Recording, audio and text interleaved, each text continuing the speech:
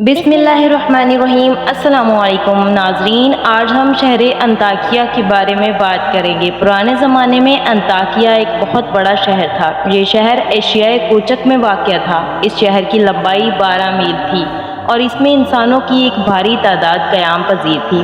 अंताकिया शहर के लोग गुमराह और जालिम थे। वो सितारों और बुतों की पूजा करते थे। अल्लाह ताला ने उनकी हिदायत के लिए उनके पास 2 नबी भेजे। अहले शहर ने उनकी तौहीन की तो उनकी तक़वियत के लिए तीसरे रसूल को वहाँ भेजा गया। चुनांचे तीनों अंबिया कराम ने उनको खुदा के रास्ते की दावत दी और शहर के गोशा गोशा में उन्होंने तबलीग दीन की, लोगों को तौहीद की दावत दी, मौत और यौम क़यामत से आगाह किया।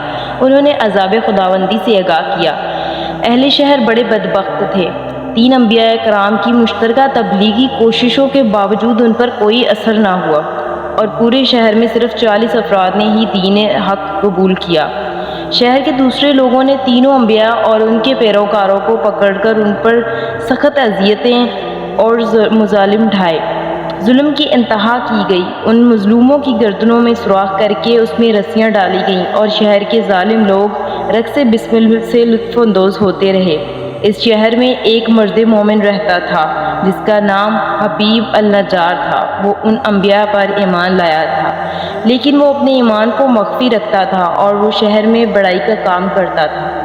उसे जो मजदूरी मिलती थी वो उसको 2 हिस्सों में तकसीम करता था। एक हिस्सा अपने अहले खाना को खिलाता था और दूसरा हिस्सा गुरबा और मसाकीन में तकसीम करता था। जब हबीब अल-नज्जार को इस जुल्म का पता चला तो उन्होंने अपनी कौम को तबलीग करते हुए कहा, ऐ मेरी कौम, इन रसूलों की पैरवी करो और इनकी इत्तबा करो जो तुमसे कोई अजर नहीं मांगते और वो राह रास्त पर हैं। और मैं क्यों ना उस ज़ात की बंदगी करूं जिसने मुझे पैदा किया है और जिसकी तरफ हम सबको पलट कर जाना है। क्या मैं उस ज़ात के अलावा किसी को माबूद बनाऊं?